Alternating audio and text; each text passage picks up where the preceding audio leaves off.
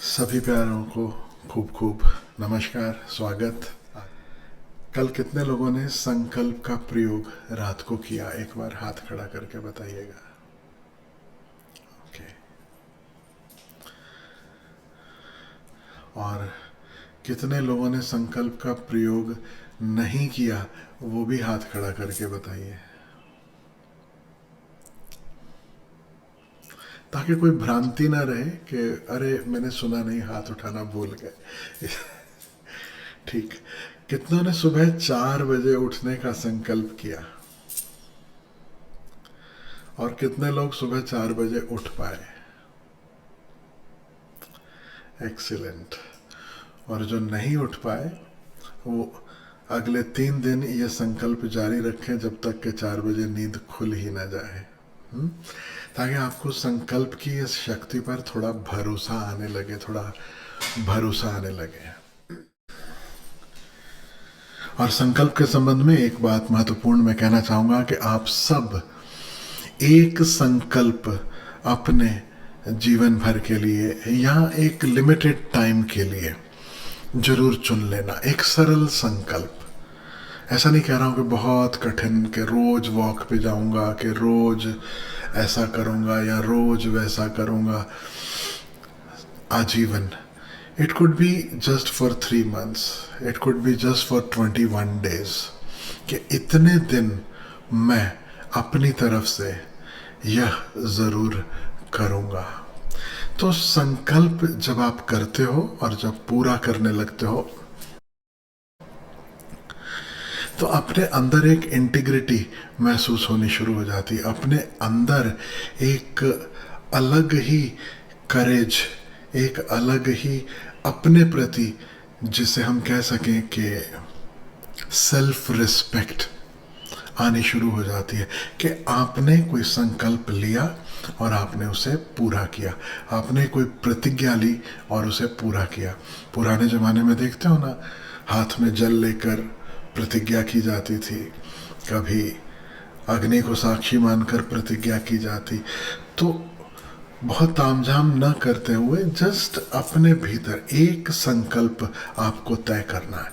वो इतना ही आसान भले क्यों ना हो कि मैं रोज दिन में 3 बार गहरी श्वास लूंगा, एकदम गहरी। It can be as simple as that, लेकिन उसका एक सेट संख्या हो जो आपने तय की, उसका एक सेट टाइम पीरियड हो जब तक आपको करना है। संकल्प जो हो वह मेजरेबल हो।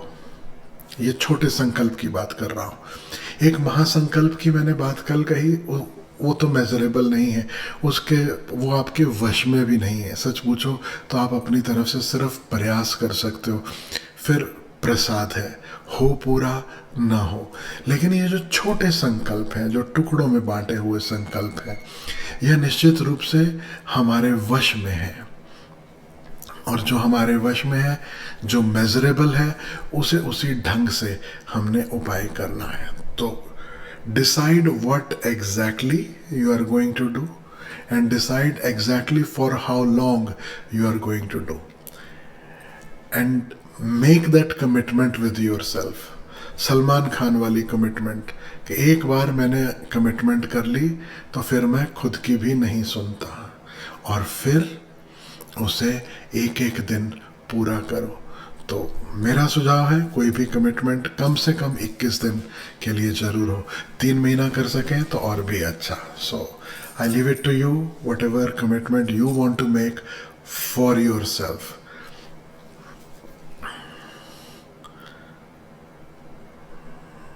अतीत में कोई भी संत, कोई भी सदगुरु दीक्षा देने के पहले कमिटमेंट मांगते थे, सिर्फ इसी संकल्प शक्ति को जगाने के लिए, सिंसेरिटी को देखने के लिए। जैसे पंजाब में राधा स्वामी हैं, तो वे संकल्प लेने को कहेंगे कि नॉनवेज नहीं खाना, नॉनवेज छोड़ दिया। महाराष्ट्र में लोग तुलसी की कंठी पहन लेते हैं, माला पहन लेते हैं, और वो कंठी पहनने का अर्थ ही है कि मैंने संकल्प लिया, मैं मांसाहार नहीं करूंगा या मैं शराब नहीं पीऊंगा। तो इस तरह के जो संकल्प हैं ये अपने भीतर इसी शक्ति को जगाने के लिए हैं। लेकिन अब अगर आप गुजरात चले जाओ, एक नॉर्मल गुजराती जो अधिकांशतः वेजिटेरियन है, अब वो संकल्प लेके मैं नॉनवेज नहीं खाऊंगा, तो आपको लगता है कि वो संकल्प हुआ? गुजराती से संकल्प लेना होगा तो उससे बोलना पड़ेगा कि मैं सींग दाना का तेल नहीं खाऊंगा, या मैं खाने में शक्कर गुड़ नहीं मिलाऊंगा, या उससे संकल्प लेना पड़ेगा। अनिल इशारा कर रहा है वहाँ पे, वो जो रगड़ते हैं पुड़िया, कि वह नहीं लूंगा।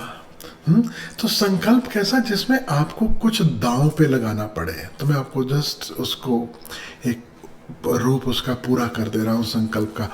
Where you have to put something on stake, जहाँ कुछ स्टेक पे नहीं है वह संकल्प नहीं गिना जाएगा। जो पहले से शराब नहीं पीता वो बोले आज से मैं शराब नहीं पीऊंगा, इसका कोई मतलब थोड़ी ना हुआ। जो पहले से ही सुबह उठ रहे हैं, ब्रह्म मुहूर्त में उठ रहे हैं, टहलने जाते हैं, या ऐसा कहो कि नींद ही नहीं आती, सुबह सुबह नींद खुल जाती, चाहकर भी नींद नहीं आती, और वो संकल्प ले ले कि सुबह सुबह उठूंगा, तो उस संकल्प का कोई अर्थ रहेगा नहीं। तो संकल्प जो है बड़ा सोच समझकर, कम से कम 21 दिन के लिए, हो सके तो 3 महीने के लिए, फिर उसके बाद कंटिन्यू करना नहीं करना वो आपकी इच्छा। तो आज जो गौतम बुद्ध के नए अंग पर हम चर्चा करने जा रहे हैं वह है सम्यक वाचा, या सम्यक वाक, या कह सकते हो सम्यक वाणी, राइट स्पीच। तो पीछे इस पर चर्चा भी हुई है। सम्यक वाणी के लिए गौतम बुद्ध स्वयं कुछ फिल्टर देते हैं। तो 2 तल पे इसे समझना पड़ेगा, एक साधक के लिए और एक सामान्य जो सांसारिक जीवन जी रहे हैं उनके लिए। साधक का जहां तक सवाल है उसके लिए तो गौतम बुद्ध कहते हैं अल्पवाणी। अल्पवाणी यानी कम से कम बोलना। ठीक वैसे ही जैसे गौतम बुद्ध कहते हैं अल्प आहार, अल्प निद्रा, कम नींद, कम भोजन, कम वाणी, गपशप में फिजूल में समय न बिताना। जो साधक है अगर गपशप में लगा है, इसका मतलब है उसकी ऊर्जा निरंतर अपने से बाहर दौड़ रही है, और साधना का अर्थ है अपने भीतर मुड़ना है, अपने भीतर खोजना है। तो साधक के लिए अर्थ बिल्कुल अलग होंगे। और वाणी से एक चीज और समझ लेना, वाणी का अर्थ केवल वही नहीं है जिसकी आवाज आती है, जो हम जोर से बोलते हैं। मूक वाणी भी है जो अपने भीतर ही भीतर चल रही है, विचार हैं जो निरंतर अपने भीतर चल रहे हैं, एक डायलॉग है जो हमारे भीतर निरंतर चल रहा है। हम अपने से ही बातें कर रहे हैं, हम बातें ना कर रहे हो, कोई और बातें कर रहा है, हम उसे सुनने में लगे हैं। जिसे कह सकते हो गॉसिप में इंटरेस्ट। और ख्याल रखना, जब आप टीवी पर सीरियल देख रहे हो, ससुराल सिमर का, कि सास भी कभी बहू थी, इत्यादि इत्यादि, इट इज नथिंग बट असम्यक वाणी।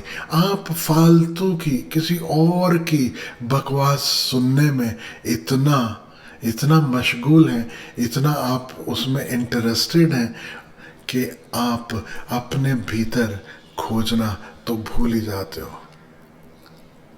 तो जिसे दूसरे के जीवन में अभी ताक झांक की आदत है, ये जो वॉयरिज्म है कि दूसरे के साथ क्या हो रहा है, दूसरे क्या कर रहे हैं, और वो पात्र जो है वो काल्पनिक नहीं रह जाते, थोड़ी देर बाद रियल हो जाते हैं।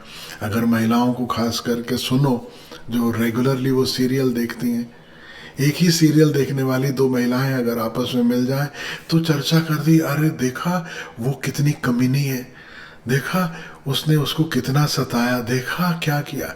सो engrossed, so involved in gossip. तो सम्यक वाणी का एक अर्थ समझ लेना, अवॉइडिंग गॉसिप। गप शप से मुक्ति। और अनेक तरीके हैं गपशप के, अनेक तरीके हैं गॉसिप के, अनेक तरीके हैं असम्यक वाणी के। कुछ लोग हैं जिन्हें अपने दुखड़े सुनाने का बड़ा शौक होता है, वो निरंतर अपने दुख सुनाते चले जाते हैं। आपको पता नहीं क्या हुआ, मेरे साथ ऐसा हुआ, फिर मैं वहाँ गया, फिर ये हो गया, फिर वो हो गया। बहुत बहुत दुखड़े। ये अपने दुख और उनकी कथाएं अपने भीतर गढ़ने और दूसरों को सुनाने से मुक्त होना है। जब हम ये कथाएं सुनाते हैं उसके पहले एक और घटना घट रही होती। हम पहले वह कथा अपने भीतर गढ़ते हैं, पहले हम उसे गुनते हैं, पहले हम उसे विचार करते हैं। किसने मेरे साथ क्या क्या बुरा किया, किसने मेरा कुछ काम बिगाड़ा, किसने मेरे साथ वैर उत्पन्न किया।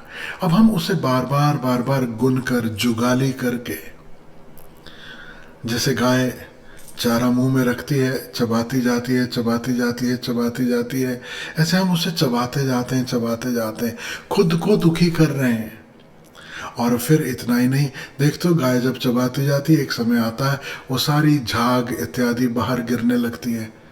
अब हम दुखड़ा दूसरों को सुनाने लगते हैं। और अधिकांश तो ग्रुप में जब गॉसिप चल रही होती है तो गॉसिप का एक नियम है कि सबको चांस मिलेगा। तो एक व्यक्ति ने अपना दुखड़ा सुनाया, दूसरे ने, किसी ने नहीं सुना, वो बस अपनी प्रतीक्षा कर रहे हैं कि मेरा नंबर कब आएगा, मैं कब बोल सकूं। और फिर वो अपना दुखड़ा दूसरा व्यक्ति सुनाता है। और अगर कोई एक व्यक्ति अपना दुखड़ा सुनाकर ग्रुप में से निकल जाए, होते हैं शैतान लोग, उन्हें लगता है कि मैं अब दूसरे का कचरा क्यों लूं, मुझे अनलोड करना था, मैंने अनलोड किया, मेरा डंपर, अभी अपन निकले। तो दूसरों को बड़ी तकलीफ होती है। आप भी नोटिस करना, कभी कोई आपको अपना दुख सुना दे और आप अपना दुखड़ा सुनाने लगे तो वह इधर उधर देखने लगे, डिसइंटरेस्टेड हो जाए, टॉपिक बदल दे, वो व्यक्ति आपको दुश्मन जैसा लगेगा। तो ये जो रस है गॉसिप में, ये जो रस है दुख और दुख भरी गाथाओं में उलझने का, राग और द्वेष से संबंधित कथाएं गढ़ने का, इससे मुक्ति के लिए गौतम बुद्ध कह रहे हैं सम्यक वाणी, यानी उतना ही इंटरेस्ट बताओ, उसी में समय बिताओ जो तुम्हारे लिए जरूरी है। समझो बच्चों को पढ़ाई करनी है तो उन्हें टीचर को सुनना जरूरी है। आपको अपने मित्रों के साथ अच्छा समय बिताना है तो क्यों ना उनके साथ अपने हृदय की बात कर सकें।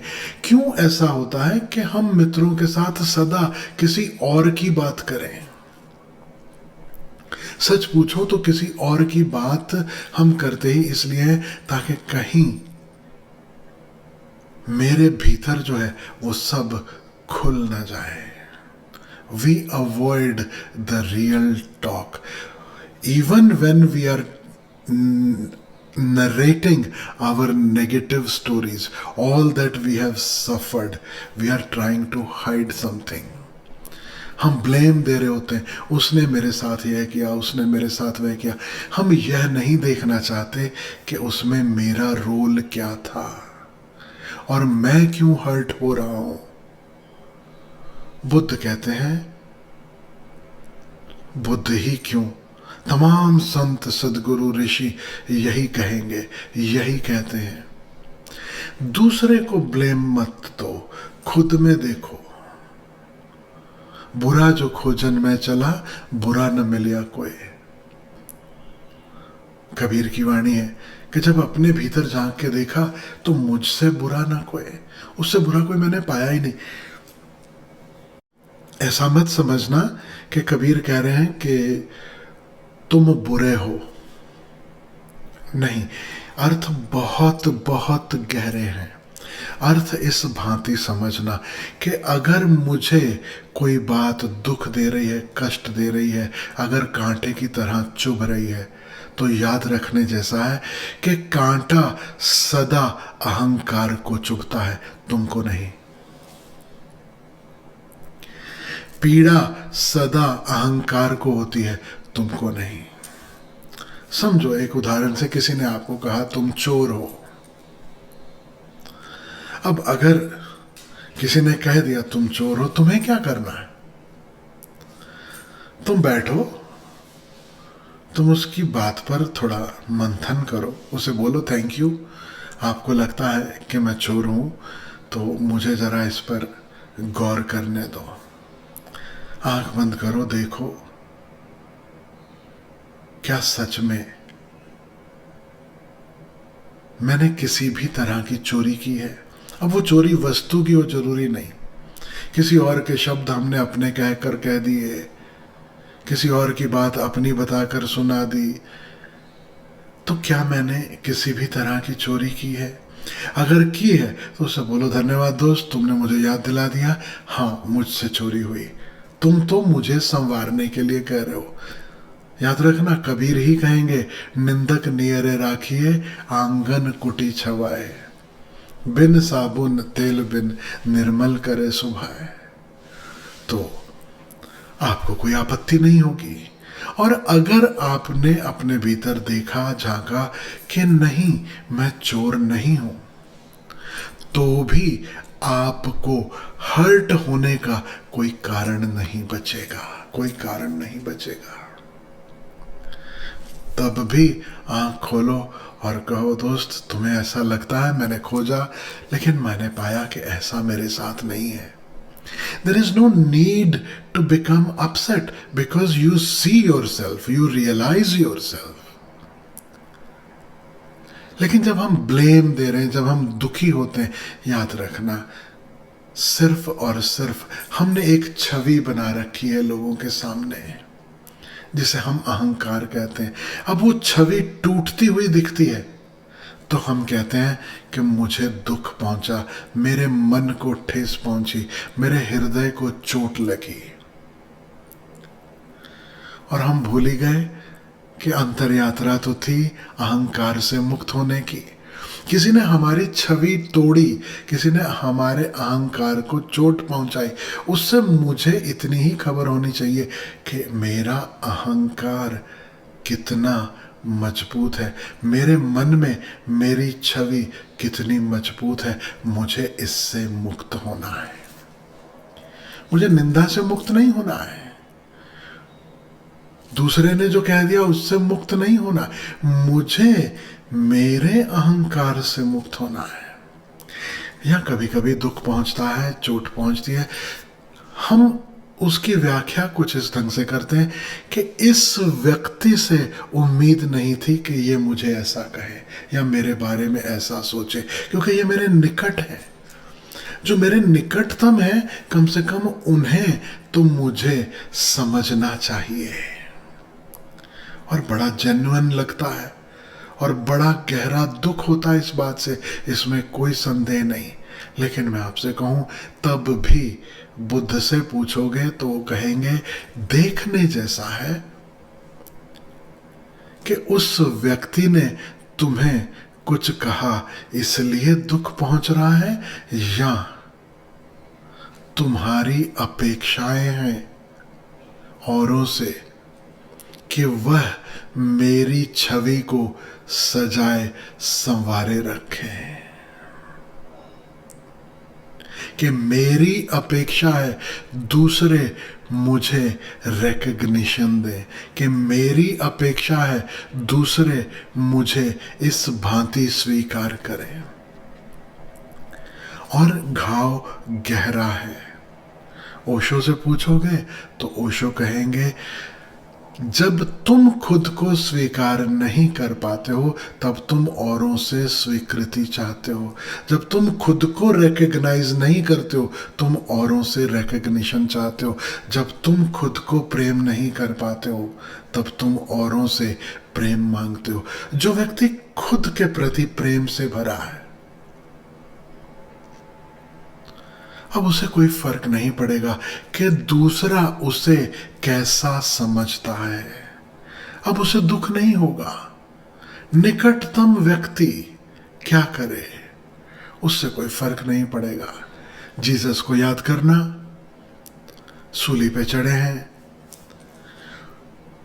12 शिष्य उनके साथ थे कुल मिलाकर के, और सब ने जीसस को पहचानने से इनकार कर दिया। सिर्फ उसकी मां, उन्होंने आवाज दी कि ये मेरा बेटा है। तो मां को बचाने की खातिर जीसस ने इनकार कर दिया, I don't know that woman who she is, ताकि उसे कोई टॉर्चर ना करे, कोई उसे तकलीफ ना पहुंचाए। या उन 12 में से एक मैरी मैगडलीन थी।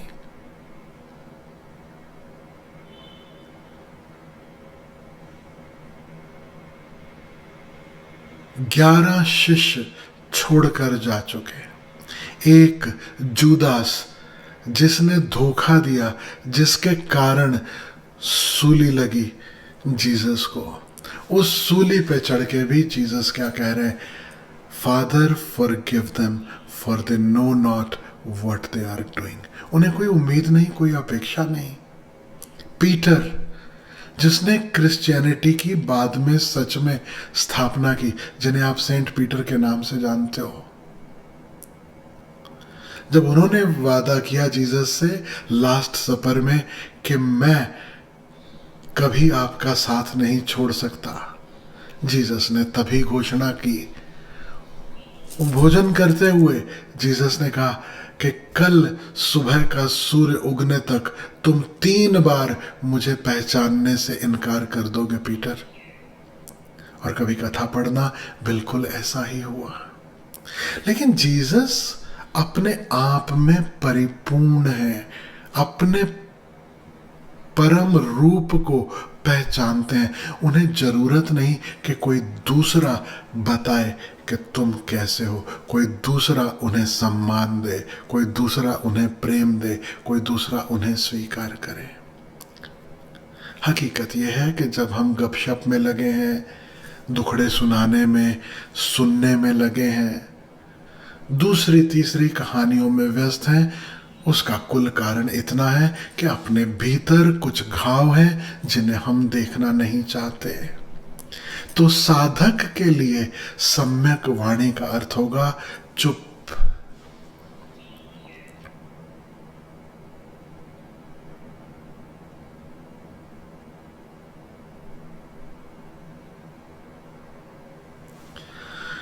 उतना ही बोलना जितना जरूरी हो, उससे ज्यादा नहीं। और खास करके जब कभी किसी संत के पास, किसी गुरु के पास हम जाते हैं, देखते हो लोग वहां जाकर अपने गीत गाने लगते हैं। मुझे ऐसा लगता है, मैंने ऐसा समझा, मैंने ऐसा सोचा, मैंने ऐसा देखा। तब तो और भी चुप।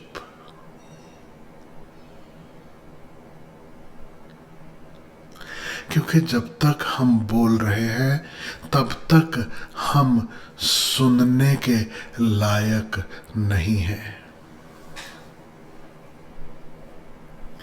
जब बोलती बंद होगी तो ही सुनना शुरू होगा। और बोलती सिर्फ बाहर नहीं, भीतर भी।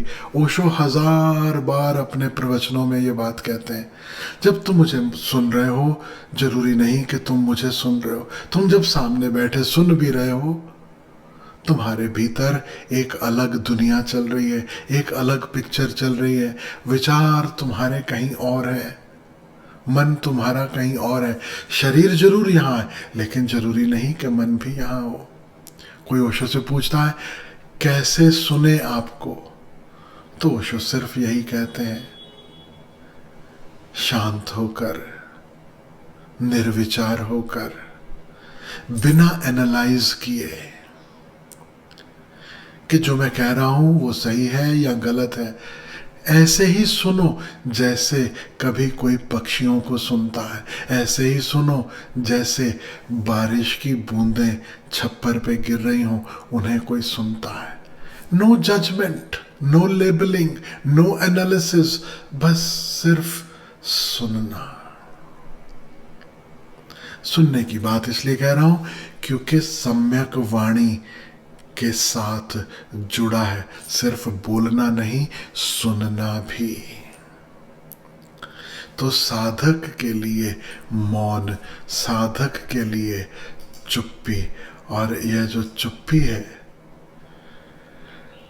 इसके संबंध में एक बहुत प्यारी संत हुई, संत भूरी बाई। उनके वचन है, भूरी बाई कि और कोई वचन मुझे याद नहीं, मुझे ख्याल में नहीं, मैंने कभी खोजे भी नहीं, मैंने पढ़ने की कोशिश भी नहीं की, मैंने कभी जरूरत भी नहीं समझी। लेकिन ये एक वचन, क्योंकि माँ को ये वचन बहुत पसंद है तो माँ ने कहे, माँ कई बार कहती है, और वो वचन इतने प्यारे हैं कि मैं तो उन वचनों के प्यार में पड़ गया। मुझे लगता है कि सब कुछ, सारी देशना, सारा अध्यात्म इन वचनों में आकर समा गया। सुनो, आपको कहता हूं कि भूरी बाई के वचन।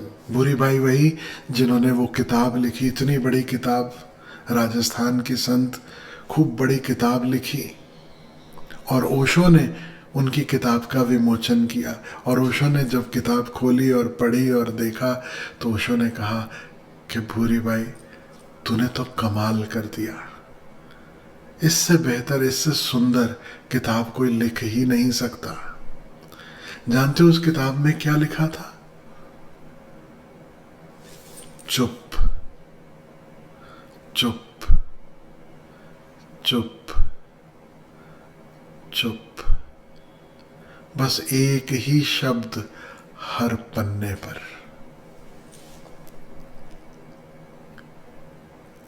और ये उसी भूरी भाई के वचन है जो मैं आपसे कहता हूं, चुप साधन चुप साध्या, चुप मां चुप समाए।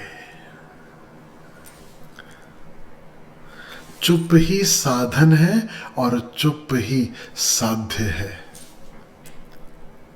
समझना इस बात को, चुप ही मंजिल है। ओशो से कहते हैं द ग्रेट साइलेंस, एक महान मौन।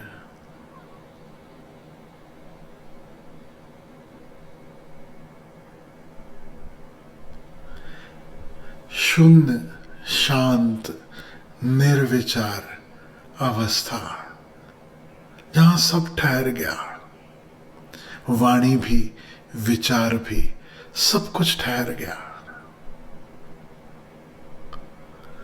वही मंजिल है, चुप मंजिल है, चुप साध्य है। और उस मंजिल तक पहुंचने का मार्ग क्या है? चुप साधन। मुझे नहीं लगता कि इतने संक्षेप में आज तक कभी किसी ने अंतर यात्रा का मार्ग और मंजिल दोनों कह दिया हो। चुप साधन चुप साध्य, वही चुप ही मार्ग है और चुप ही मंजिल है। चुप मां चुप समाए, और एक दिन यह मार्ग और मंजिल एक हो जाते हैं, एक दूसरे में समा जाते हैं। यह योग, यह मिलन हुआ।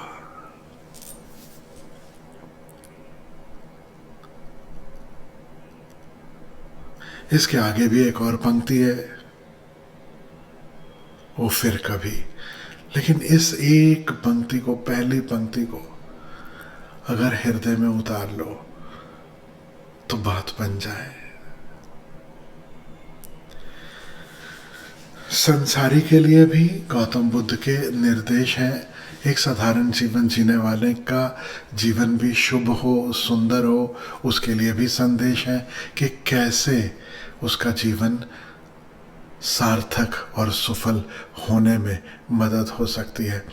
तो गौतम बुद्ध कहते हैं कि किस तरह से बोलना, भले संसारी हो साधक हो, जब बोलना ही पड़े, जब बोलना ही है, उसके पहले कुछ फिल्टर है, उन फिल्टर में से गुजर जाना। तो 3 फिल्टर गौतम बुद्ध कहते हैं। सबसे पहला फिल्टर है सत्य, या कहो तथ्य, कि जो आप बोलने जा रहे हो क्या वह सच है।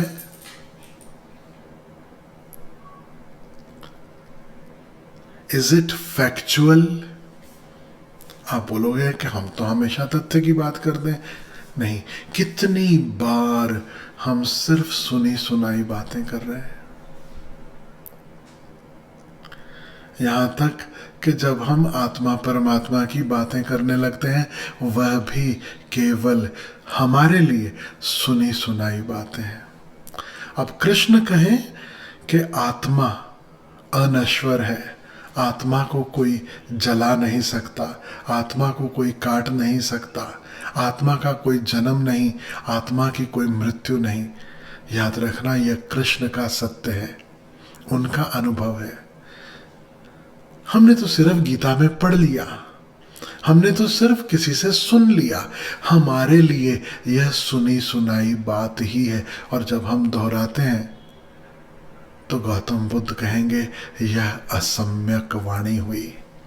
तो समझना, वह बोलो जिसका अनुभव है, वह बोलो जो तुम्हारे लिए सत्य है, अन्यथा चुप रहो। हमारे साथ क्या होता है, कोई अखबार पढ़ लिया, कोई मैगजीन पढ़ लिया, कहीं पे टीवी पे कोई न्यूज़ देख लिया, देखा बाद में औरों को बताने में रुचि ज़्यादा होती है। पता क्या, ऐसा ऐसा ऐसा। जैसे बहुत लोगों को डॉक्टरी झाड़ने की बड़ी रुचि होती है, क्योंकि वो खुद बीमार पड़ चुके हैं, कई बार दवा ले चुके हैं, अब उन्हें दवाओं के नाम याद हो जाते हैं। अब दूसरा जैसे ही बीमार हुआ, आप तो ये लीजिए, आपको तो ये लेना चाहिए। चलो, कम से कम थोड़ा बहुत अनुभव तो है। सर दर्द हुआ तुम्हें, एसिडिटी हुई तुम्हें, तुमने वह दवा ली, किसी को बता दी, कोई बहुत बड़ा नुकसान नहीं किया, तुमने तो भला ही करने की कोशिश की। लेकिन हो सकता है दूसरे की तकलीफ कुछ और हो, तब यही नुकसान भी हो जाएगा। तो बेहतर है जिसका काम उसी को साजे। दूसरी लाइन आपको पता ही है, और करे तो डंडा बाजे। जब कोई और करने लगता है तो गड़बड़ हो जाती है। लेकिन मैं कहूँ, ये तो चलो फिर भी भले के लिए किया, लेकिन आज व्हाट्सएप पर हमें हजार हजार नुस्खे देखने और पढ़ने मिलते हैं, और लोग हर ग्रुप में आगे फॉरवर्ड कर रहे हैं।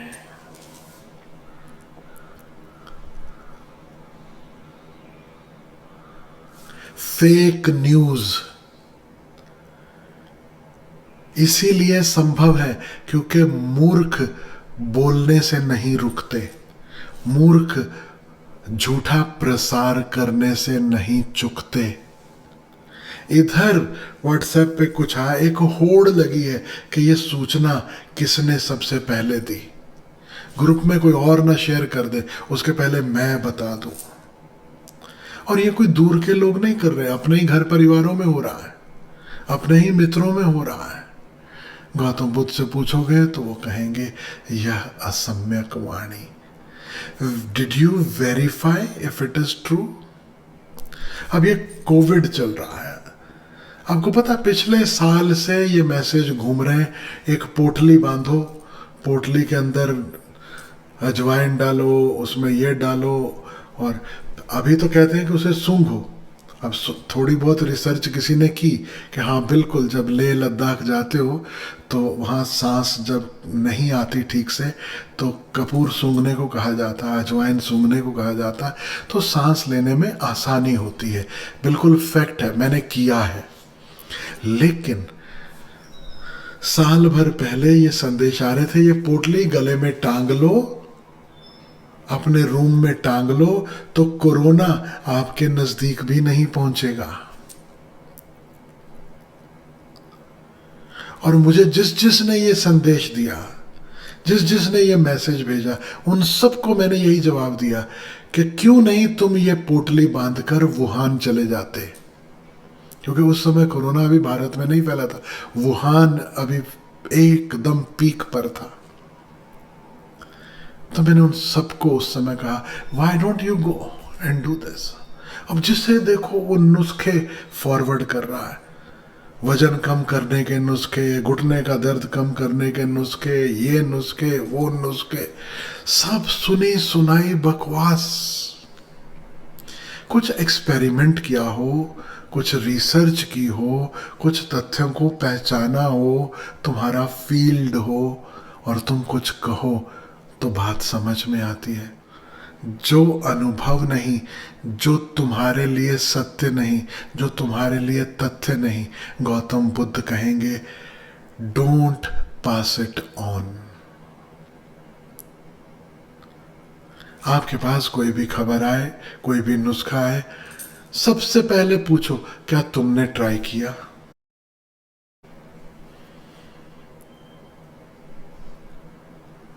हर कोई कहेगा मैंने सुना है फला फला ने ट्राई किया था तो उनको काम आया, लेकिन फला फला की रियल समस्या क्या थी वो कोई नहीं जानता।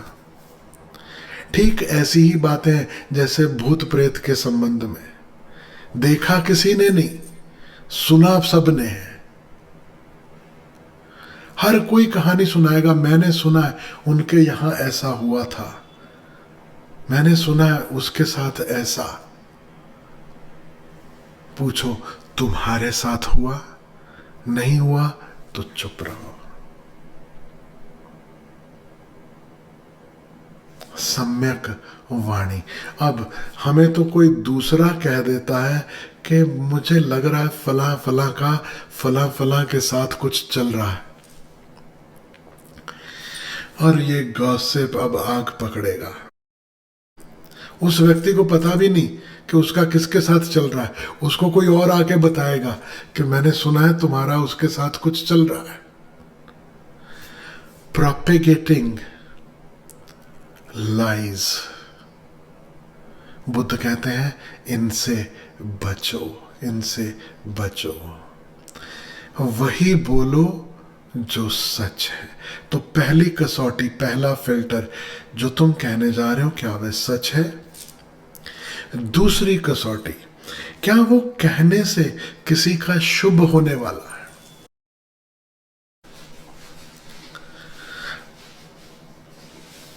कहने का अर्थ, जिसके सर पे बाल नहीं है उसे कंघी मत दो। गंजे को तुम कंघी दोगे वो उसके किसी काम की नहीं। लोग फिजूल की चर्चा में लगे। मौसम आज बड़ा अच्छा है, मुझे भी फील हो रहा है, मुझे भी पता है कि अच्छा है। गर्मी बहुत हो गई है, जैसी चमड़ी तुम्हारे पास है मेरे पास भी है, मुझे भी महसूस हो रही है। अब ये फिजूल की बातें करने का अर्थ क्या? सच है, लेकिन इससे क्या किसी का शुभ हो रहा है? फला फला आदमी और उसने ऐसा ऐसा कर दिया, हो सकता है सच हो, लेकिन क्या वह सुनने में, सुनाने में किसी का भला कर रहा है? फला फला नेता ने इतनी रिश्वत ली, फला फला डॉक्टर ने ऐसा ऐसा किया, फला फला व्यक्ति ने वैसा किया। अब हो सकता है सच हो, लेकिन does it concern you? Does it benefit you in any way? Consider that before sharing. हमें पता चल जाए कि ये व्यक्ति कमजोर दिल का है और डॉक्टर ने कहा है कि ये अब नहीं बच सकता। अब ये बात सच है कि डॉक्टर ने कहा है कि ये नहीं बच सकता, लेकिन क्या उस व्यक्ति को बता देना उसके शुभ में है? निर्भर करेगा कि सामने वाला कौन है। कैसा है। कमजोर हृदय है, मन में गुनने वाला है, तो वो उसी बात को गुनगुन के, अगर डॉक्टर ने 3 महीने दिए तो 1 महीने में चले जाएगा। याद रखना, जो पीछे मैंने कभी बात कही थी, प्लेसिबो इफेक्ट और nocebo effect. The power of affirmations, the power of repetition of a thought, धीरे धीरे वैसा ही होने। आप एक स्वस्थ व्यक्ति को बार बार दोहराते रहो, उसे कहते रहो कि तुम थोड़ा बीमार लग रहे हो, तुम थोड़ा बीमार लग रहे हो। और ओशो ने यह खेल खेला है अपने एक टीचर के साथ, just to prove the point कि कैसे ये जो सजेशंस हैं ये काम करती हैं। ओशो कहते हैं उन्होंने उनके प्रोफेसर थे, बोलते उनके प्रोफेसर के जो प्यून था उसको भी पैसे दिए, घर के जो नौकर हैं उनको भी पैसे दिए, 2-3 और लोगों को, दूसरे स्टूडेंट्स को पैसे दिए। अब सबसे पहले ओशो उस प्रोफेसर के घर जाते हैं और कहते हैं कि आज आपकी तबीयत ठीक नहीं लग रही है, आप बेहतर होगा आराम करें, आप कॉलेज क्यों जा रहे हैं आज पढ़ाने के लिए? चेहरा उतरा हुआ लग रहा है कि आज बीमार है, कहीं फ्लू वगैरह तो नहीं पकड़ रहा। तो प्रोफेसर ने कहा कि नहीं, कुछ भी नहीं, सब अच्छा भला तो है, क्यों ऐसी बातें तुम कर रहे हो, मेरे को तो जरा भी महसूस नहीं हो रहा। और निकले, क्योंकि ओशो सबको पैसे बांट चुके हैं, जो पैसे से काम करता, और सबको बता चुके हैं कि ऐसे ऐसे करना है, जो उस खेल में शामिल थे, जिनको पैसे की जरूरत नहीं थी। अब रास्ते में दुआ सलाम करने वाले 4-5 लोग, जिनकी ओशो से साठगांठ हो चुकी है, वो रास्ते में उनको पूछते हैं, अरे प्रोफेसर साहब आप ठीक तो हैं? ऐसा लग रहा है कि शायद आज आपकी तबीयत ठीक नहीं है, आप पैदल चल के जा रहे हैं, मैं छोड़ दूं कहीं जाना है तो। जब 4-5 लोगों ने कहा, अब इन्हें अपने भीतर शक होने लगा, यार कहीं कुछ गड़बड़ तो नहीं। आपको भी कोई कहे तो आपको भी शक होगा, आप भी अपना हाथ छुओगे, माथा छुओगे, चेक तो करोगे कि ठीक तो है, कुछ गड़बड़ तो नहीं। हद हो गई। जब ऑफिस में पहुंचे तो उनका चपरासी जो उनके लिए दरवाजा खोलता, उसने हड़बड़ी में दरवाजा, वो ज़्यादा ही अच्छा एक्टर रहा होगा, हड़बड़ी में दरवाज़ा खोला, कुर्सी खींची, सर आप बैठ जाइए, आपकी तबीयत बिल्कुल ठीक नहीं लग रही। अब वो जो बैठे तो बैठे, उन्होंने कहा कि नहीं, आप कोई इंतज़ाम करो मुझे घर पहुंचाने का, क्योंकि मेरी तबीयत मुझे बिल्कुल भी अच्छी नहीं लग रही, मुझे नहीं लगता कि मैं पैदल चल के घर जा पाऊंगा। जिसका मन ऐसे सुझावों के प्रति ज्यादा ओपन है, जब वह सुनेगा खबर कि कुछ बुरा होने जा रहा है कि उसके साथ, अब वो वैसा वैसा क्रिएट करेगा, तो उससे शायद सत्य भी छुपा लेना शुभ है। कृष्ण की कहानी सबने सुनी है, जब जरूरत पड़ी शुभ के लिए सत्य को किनारे कर दिया, झूठी खबर फैला दी, अश्वत्थामा मर गए। दिन में कुछ खेल खेला, चमत्कार किया और ऐसा मौसम कर दिया कि लगे रात हो गई और कौरवों ने हथियार छोड़ दिए, और अचानक से बादल छटते हैं, सूर्य फिर निकल आता है, और फिर जय राम जी की। ये जो कथाएं हैं हमें यही बताती हैं कि शुभ के लिए कभी सत्य को भी सैक्रिफाइस करना पड़े तो इट इज ओके। एक बिल्कुल सरल ढंग से इस बात को समझाना चाहूंगा। आपका बेटा थोड़ा कम समझदार है, या आपकी बेटी थोड़ी कम सुंदर है, या लेट मी बी ब्लंट, आपका बेटा मूर्ख है और बेटी कुरूप है, लेकिन ये सच हो सकती है बात क्या यह शुभ है उन्हें ये बात कहना? आप अपने बेटे को क्या कहोगे?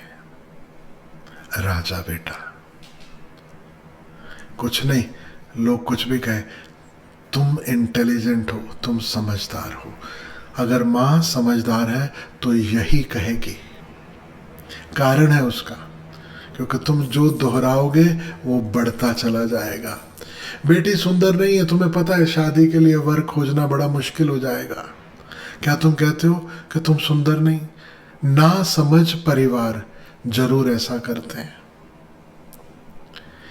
एक घर में दो बेटियां हैं, एक ज्यादा सुंदर है, एक कम है, तो जो सुंदर है उसकी तारीफ हो रही कि कितनी सुंदर है, कितनी सुंदर है, और जो दूसरी है उसकी तारीफ ही मत करो, बस बुरा कहने की जरूरत नहीं है। अब उसका मन कुंठा से भरना शुरू हो जाएगा, उसका मन नेगेटिव से भरना शुरू हो जाएगा। तो क्या एक की तारीफ और दूसरे के प्रति चुप्पी यह सम्यक वाणी होगी? बुद्ध कहते हैं नहीं, यह शुभ नहीं है, इसके परिणाम शुभ नहीं है। तो कभी सत्य और शुभ दोनों हो तो कहो। सत्य है लेकिन शुभ नहीं है तो भी पीछे हट जाना एक कदम, तो भी चुप रहना बेहतर होगा। समझ रहे? और तीसरा जो गौतम बुद्ध कहेंगे, वो कहेंगे क्या यह सही समय है कहने का? सत्य भी हो, अंततः शुभ भी हो, क्या वह सही समय है कहने का? तो एक उदाहरण मैं हमेशा कहता हूं कि जिस भी बच्चे ने अपनी माँ के हाथ का भोजन किया उसे वह भोजन सबसे प्रिय होता है। इसलिए नहीं कि वो बेस्ट भोजन होता है, इसलिए कि बचपन से वो खाया, उसकी आदत पड़ चुकी होती। तो इसलिए जब कोई आपको ले जाए किसी ठेले पर कि ये ठेले का वड़ा पाव या यहाँ की चाट या यहाँ का समोसा ये दुनिया का बेस्ट है, और आप वहाँ जाकर खाओ और डिसअपॉइंट हो जाओ, तो उसका कारण ये मत समझना कि वो व्यक्ति झूठ बोल रहा है। उसका कारण इतना ही है, बचपन से उसने वही खाया तो उसे वो सबसे ज़्यादा पसंद है। तब आपकी माँ, क्योंकि मैं पंजाब में पैदा हुआ तो मैं वही उदाहरण देता हूँ। पंजाब में मतलब हर दूसरे तीसरे दिन काली दाल जरूर बनेगी, है ना? तो आपकी माँ के हाथ की काली दाल अब दूसरे के हाथ की उसके नजदीक भी कभी नहीं आ सकती। आपकी पत्नी समझ लो किसी और प्रांत की है, आ गई गुजरात से। वो गाना सुना है ना आपने, दिल ले गई कुड़ी गुजरात दी, है ना? तो अब वो अटेम्प्ट करे, वो कोशिश करे आपके लिए काली दाल बनाने की, क्योंकि उसे लगे कि आप इतनी महिमा गाते हो काली दाल की, आप इतना गुणगान गाते हो काली दाल का, आपको इतना पसंद है, तो चलो तुम्हारे लिए मैं बनाती हूँ। और वो बनाए। अब कल्पना करना गुजराती दाल कैसी बनेगी, उसमें कड़ी पत्ता भी होगा, उसमें गुड़ भी डला होगा, इत्यादि इत्यादि। अब और पंजाबी दाल की कल्पना कर, they are nowhere close, they are nowhere close. Gujarati दाल होगी तो थोड़ा पानी पानी ज़्यादा होगा, पतली होगी। पंजाबी दाल होगी तो एकदम गट गाढ़ी होगी। अब सत्य है कि तुम्हारी माँ जैसी काली दाल बनाती है वैसी और कोई नहीं बनाता, ये तथ्य है, क्लियर है। और तुम अपनी माँ को ये बात कहो कि माँ तुम्हारे हाथ जैसी दाल कोई नहीं बना सकता, तो शुभ भी है। लेकिन अब पत्नी ने कुछ बना के रखा है और तुम उसे कह रहे हो ये ठीक है, लेकिन जो मेरी माँ बनाती है वैसी नहीं है। अब तुमने कहा तो सच, लेकिन ना तो यह शुभ है ना सही समय पर कही गई बात है, न सही जगह पर कही गई बात है। तो इस तीसरे फिल्टर को मैंने एक नाम दिया, मैं कहता हूं सुंदरम। तो सत्यम शिवम सुंदरम, ये अप्लाई करना है अपनी वाणी पे मुख्यतः। क्या वो सच है, क्या वह शुभ है, और क्या वह सुंदर भी है। तुम किस ढंग से कहते हो, किसे कहते हो। और अगर पत्नी ने दाल बनाई है तो अब अनेक सत्य उस समय मौजूद हैं। जैसे ये सत्य है कि तुम्हारे माँ की हाथ की काली दाल अच्छी बनती है, वैसे ही यह भी सत्य है कि तुम्हारी पत्नी ने तुम्हारे लिए एफर्ट की। यह भी सत्य है कि उसने तुम्हारी फिक्र की और तुम्हें कुछ पसंद आए वैसा करने का प्रयास किया। तो उस समय बोलने लायक कौन सा सत्य है, कौन सी बात शुभ होगी, वह चुनना है। उस समय शुभ होगा, तुम अपनी पत्नी को कहो, thank you so much for remembering कि मुझे यह पसंद है, और तुमने इतनी मेहनत की, तुमने उसकी रेसिपी खोजी, तुमने उपाय किया बनाने का, तुम्हारे हृदय में मेरे प्रति इतना प्यार कि तुम चाहती हो कि जो मैं मिस कर रहा हूं, जो मुझे पसंद है, वह मुझे मिले। थैंक यू सो मच, मैं धन्य हूं तुम्हें पत्नी की तरह पाकर। ऐसा प्यार करने वाली पत्नी परमात्मा सभी को दे। अब आप बताओ कौन सा सत्य सही होगा, सम्यक होगा, कौन सी वाणी सम्यक होगी। क्योंकि जितना दुख सच के नाम पे हमने चीजें बोलकर दुनिया को पहुंचाया है, उतना झूठ से नहीं। सच के नाम पर अगर हम कष्ट दे रहे हैं, दुख दे रहे हैं, तो वह सच किसी काम का नहीं है। गौतम बुद्ध से कोई पूछता है, आपकी दृष्टि में सत्य क्या है, कैसा है। बुद्ध कहते हैं, सत्य वही जो मंगलदायी हो, जो अंततः मंगल लेकर आता है, वही सत्य। बाकी सब किनारे पर। तो खोजना हमारी वाणी जो हम उपयोग में लाते हैं, क्या वह सत्य है, शुभ है, सुंदर है। सुंदर यानी क्या वह मंगलदायी है, क्या उसमें सबका मंगल छुपा है। और फिर कबीर तो कहते ही हैं, मीठी वाणी बोलिए मन का आपा खोए, औरन को शीतल करे आप भी शीतल होए। ऐसी वाणी जो शांत करे, जो रिलैक्स करे, उत्तेजना पैदा करने के लिए नहीं। और वाणी का ही एक दूसरा हिस्सा है सुनना, जो मैंने पहले भी टच किया। उसका एक आर्ट है, आर्ट ऑफ लिसनिंग। वो थोड़ा सा मैं आपसे शेयर करना चाहता हूँ। तो जिनके पास कागज पेन है, लिख लो ART, आर्ट। ए, फिर नीचे की लाइन में R, फिर नीचे की लाइन में T। तो पहला जो A है, आर्ट ऑफ लिसनिंग का, A से अर्थ समझना अटेंशन, कि जब सुनना है तो पे अटेंशन, पूरे ध्यान से सुनो।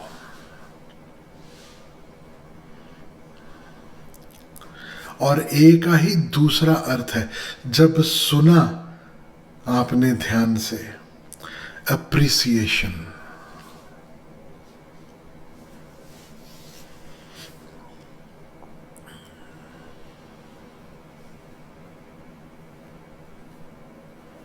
अच्छा लग रहा है, सुनने में अच्छा लगा, तो उसे अप्रिशिएट करो कि वाह आपने कितनी अच्छी बात कही, ये बात सही है।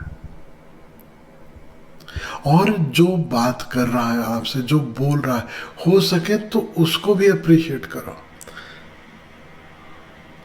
क्योंकि हर व्यक्ति में कुछ ऐसा मौजूद है जो अप्रिशिएट किया जा सकता है। Give a compliment. अब ये मैं कन्वर्सेशन का, कम्युनिकेशन का, क्योंकि वाणी सिर्फ एक तरफा तो नहीं होती ना, दो तरफा होती है। वाणी से ही कम्युनिकेशन होता है, तो कम्युनिकेशन के संबंध में मैं कुछ आपको कहने जा रहा हूं। जिससे कम्युनिकेट करना है, जिससे रैपट बिठाना है, जिसके साथ तालमेल बिठाना है, वो जो बोल रहा है उस पर ध्यान दो। उसकी जो बात में दम है, जो बात सही है, उसे अप्रिशिएट करो। उसमें से सत्य चुनो, जो शुभ है, जो सुंदर है, उसे अप्रिशिएट करो। और आर से कह सकते हो recognition and repetition, repeat, recognise, repeat. तो शुभ को रिकग्नाइज करना ही एप्रिसिएशन है। लेकिन हो सकता है सामने वाला कुछ ऐसा बोल रहा हो जो शुभ ना हो। समझो कि सामने वाला कह रहा, वही पुरानी उदाहरण कि आप चोर हैं। अब डोंट रिएक्ट,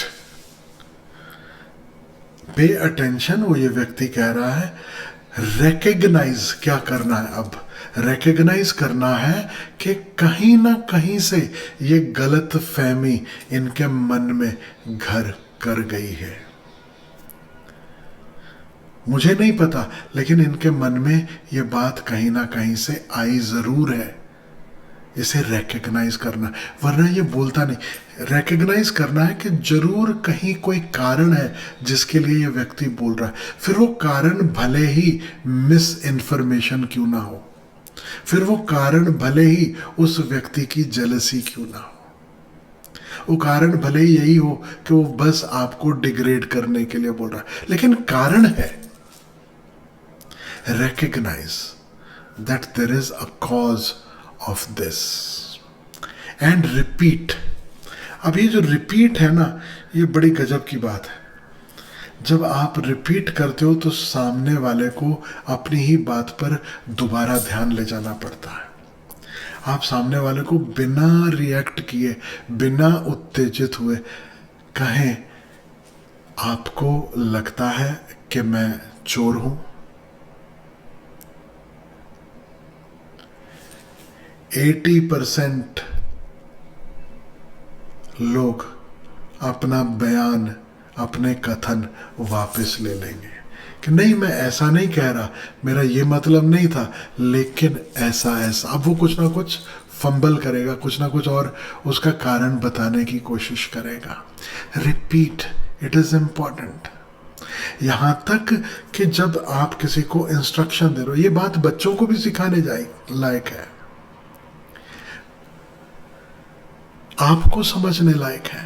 आपको किसी ने इंस्ट्रक्शंस दिए, आपके बॉस ने इंस्ट्रक्शन दिए, आपके घर में कोई बड़े हैं, उन्होंने आपको कोई इंस्ट्रक्शन दिए, थोड़ा समय जाएगा। रिपीट, क्या आप ये चाह रहे हैं कि मैं ऐसा ऐसा करूं? तो एक बात पक्का क्लियर हो जाएगी। अब कंफ्यूजन नहीं रहेगा उस रिपीट करने के कारण। बच्चे हैं तो उनको भी बोलो। कई समझदार माता पिता, टीचर करते हैं, कुछ कहेंगे और फिर बोलेंगे, अच्छा अब बताओ कि तुमने क्या समझा। अगर मैं किसी को भेज रहा हूँ, एक नौकर को भी काम के लिए भेज रहा हूँ कि बाजार से ये 4 चीजें लेकर आनी है, तो मैं पूछता हूँ कि रिपीट करो, अच्छा कौन सी 4 चीजें लानी, क्या लाना है, क्या समझा। कम समस्याएं, कम confusion, better productivity, better productivity. Repeat, और टी से अर्थ है ट्रांजैक्ट। फिर अपनी बात कहो। पहले दूसरे की सुनो, रिकग्नाइज करो, उसे एक्नॉलेज करो, अप्रिशिएट करो, रिकग्नाइज करो, उसे समझो। जरूरत है तो रिपीट करो। हर चीज भी रिपीट नहीं करना। ये जो सूत्र है सही जगह पर अप्लाई करना। हर चीज, आपसे कोई, आपने किसी को कहा कि बेटा 1 गिलास पानी देना, अब वो पहले खड़ा हो जाए, आप कितने अच्छे, आप वो अप्रिशिएट करने लगे, आप कितने अच्छे हैं, आपने मुझे अपना समझा कि आप मुझे पानी का गिलास लाने के लिए कह रहे हैं, और फिर आप रिपीट भी करें, आपने यही कहा ना कि मैं आपके लिए पानी लेके आऊं। अब एक बार तो ठीक है, अगर हर दिन यही होगा तो आप उठ के एक दिन उस व्यक्ति की पिटाई करोगे, पक्का है। तो इतना भी रेपिटेशन नहीं हो, ये सारे सूत्र बड़े इंटेलिजेंटली अप्लाई करने हैं, बस लकीर का फकीर बनकर अप्लाई नहीं करने हैं। और टी से ट्रांजैक्ट कि after you have done, after you have crossed these barriers, then say your thing, transact. And what do you transact? The truth. T for truth. अब गौतम बुद्ध के वह तीनों फिल्टर, तीनों कसौटियां याद कर लेनी, सत्यम शिवम सुंदरम। तो मुझे वाणी के संबंध में इतना ही कहना है। एक चीज और कहना चाहता हूं वाणी के संबंध में, और वह है कि हमारे पास सुनने की सबसे ज्यादा कमी है। बोलना सब चाहते हैं, सुनना कोई नहीं चाहता। आपको आश्चर्य होगा कि अभी मैं इतना बोलता हूं, लेकिन मैंने पूरी लाइफ सुना है, पूरी लाइफ मैंने सुना है। ऐसे ऐसे मेरे मित्र रहे जिनका और कोई मित्र नहीं था। ऐसे ऐसे मेरे मित्र रहे जो मित्र आपस में कभी मित्र नहीं हो पाए, सिर्फ इसलिए कि मैं सुनने को तैयार था। I would sit and listen. और जितना हम सुनने से सीखते हैं, वह बोलकर नहीं सीख सकते। और आपको आश्चर्य होगा, आज भी अगर मैं बोल पाता हूं, वो सिर्फ इसीलिए क्योंकि मैं सुन पाता हूं। अब व्यक्ति की नहीं सुननी पड़ती, अब अस्तित्व बोलता है और मैं सुनता हूं। यह सुनने की कला कभी समाप्त ना हो। सीखने का गुण जीवन से कभी विदा ना हो। सुनना, सीखना सदा जारी रहे।